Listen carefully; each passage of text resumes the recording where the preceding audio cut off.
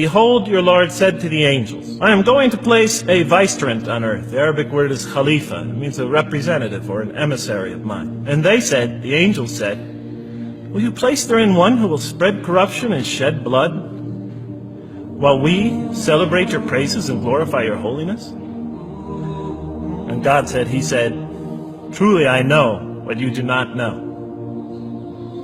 See, that's the verse that hooked me. That's the verse that caught my attention. That's the one that kept on making me read the story again and again and again. Because listen to the way it begins. "Behold, your Lord said to the angels, I am going to place a representative of mine on earth, a vicegerent of mine, an emissary, one who acts on my behalf."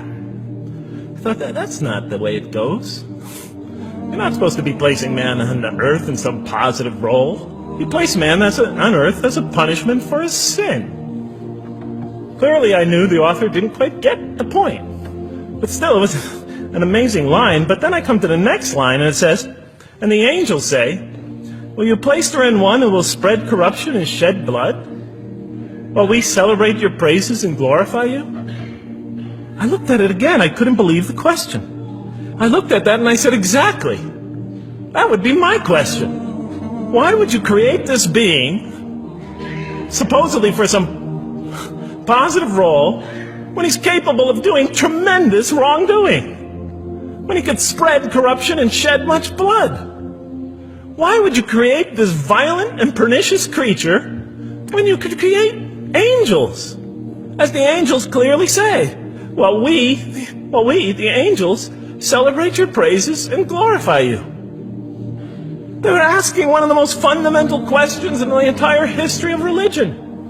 Why create you, man, this utterly fallible creature, this creature who could rebel against God's will, who could do such tremendous wrongdoing, who could wreak havoc like no other creature on earth, when you can make them angels?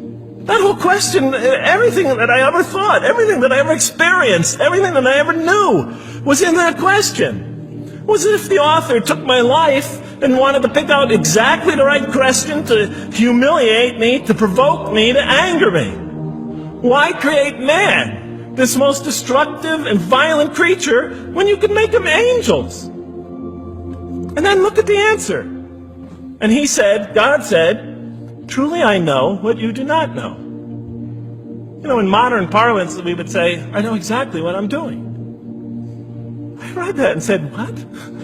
You know what you do not know? You know exactly what you're doing? Well, please inform me. Tell me what you're doing. You can't just get off that easy. You can't just tell me you know exactly what you're doing. Not after what I've been through. Not after you made me this way. And then I realized, of course, I was arguing with a God I didn't even believe in. And that would happen several times as I read through the Quran. And sometimes I would just get into so agitated by what I read, I'd start arguing with this voice that I'm reading before me, that's calling to me. So we turn to the next verse. It turns out that the Quran just doesn't dismiss the question. It starts to answer it a little bit. And in the next verse it says, "And he taught Adam," God taught Adam, "the names of all things. And then he placed them before the angels and said, tell me their names if you are right." So this verse is clearly referring to the previous one. But notice what it says. "And he taught Adam the names of all things." So here we see Adam is not only just a creature who knows how to name things, who's acquiring the gift of language, but he's also a learning creature. God is teaching him. Now right here, right in this verse, and it'll come even clearer in the subsequent verses, that the very first thing that the Quran is going to emphasize here is man's intellect. He is a learning creature. He is taught. And what is he taught? What is one of the great intellectual gifts he's given in response to the angel's question? The gift of language. Because through language, mankind can not only learn, but he could learn things not only through his own experience, but he could learn things that other people have experienced of times and places that are hundreds, thousands of years and miles separated from him. And so that all our knowledge becomes cumulative. Every generation learning from the generation before it. I'm learning today from authors I read from other sides of the world that may have existed 2,000 years ago. And so we all contribute to our collective learning and knowledge. And so what I'll see later in the Quran, And the Quran will emphasize this again and again and again. Like in one verse it says, read in the name of your Lord who created a man out of a tiny creature that clings. Read, it commands the reader. For your Lord is most bountiful. Why is he most bountiful? What great gift did he give you? For he taught man the use of the pen, and through it taught him what he otherwise could not know. And he taught Adam the names of all things. And then he placed them before the angels and said, tell me their names if you are right. Okay, you have this objection you have this natural question about this creation of mankind. Here, this mankind is this human being, this human creature is a learning creature. He has many intellectual gifts. Here, I'm going to place these things before you. Tell me their names if you are right about man. And what did the angel say? Glory to you. We have no knowledge except what you have taught us. In truth, it is you who are knowing, the wise. They say this task, this intellectual test that's put before them is beyond their grasp. And so in the next verse we read, and he said, oh Adam, tell them their names. And when he had told them their names, notice how it's just like it's nothing for him. For mankind, he has this phenomenal ability. And that's clearly the point of these verses.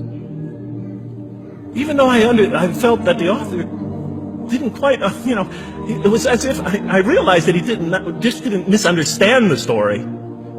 He was taking one of the great stories in the history of humankind, one of the fundamental greatest stories in the history of mankind, and molding it and using it as a vehicle for an entirely original message. And God said, did I not tell you that I know what is unseen in the heavens and the earth? And I know what you reveal and what you conceal? In other words, didn't I tell you I know exactly what I'm doing? I looked at that. What question what did they reveal and what did they conceal? Why are you all looking at me like that? You're starting to scare me. You're all looking very serious. Am I losing you? Wow. Okay. So, they revealed the sinister and evil propensities of man. But what did their question conceal? All you have to do is think about it for a minute. Human beings, yes, they could do evil. Yes, they could do wrong. Yes, they could create misery. But they could also do exactly the opposite. They could choose to do evil. They could choose to do tremendous good. They could choose to do tremendous violence. They could choose to show tremendous compassion. They could choose to live by falsehood. They could choose to live by the greatest truths. So we go on to the next verse. And behold, we said to the angels, bow down to Adam. And they bowed down. But not so Iblis. Iblis is like the father of Satan. He refused and was arrogant. He was of those who reject faith. An interesting statement. And notice why Iblis does not bow down. He refuses because he was arrogant. We often hear what's the root of all evil? In the West, it's always money, greed, etc. Here the Quran says that, seems to be saying that the root of all evil is not always material wants. It's not always money, it's not always greed. At the heart of evil is arrogance. Putting yourself above all others. Of assigning to yourself special priority and neglecting the rights of others. O Adam, dwell you and your spouse in the garden, and eat freely thereof what you wish. But come not near this tree, for you will be among the wrongdoers. Then they make the mistake. But Satan caused them to slip and expelled them from the state in which they were. And we said, go all you down, some of you being enemies of others, will be adversaries of others. Some of you will be adversaries of each other, and on earth will be your dwelling place and provision for a time. Let's go back from where we started. First, mankind is being taught. We see he's an intellectual being. Then we show he's a moral being. Moral being means he's a being that's going to have to make choices. And then God gives him this choice. It's not a huge deal. It's not the gravest sin in the history of humanity by any means. It's minor by any standards. They make it, though. We see that God originally intended to put man on earth as his vicegerent. When does God finally put him on earth? What signals that he's ready to begin? He makes his first independent choice.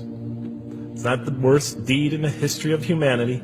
It's minor on anybody's scale. But it shows that mankind is ready to act on his own.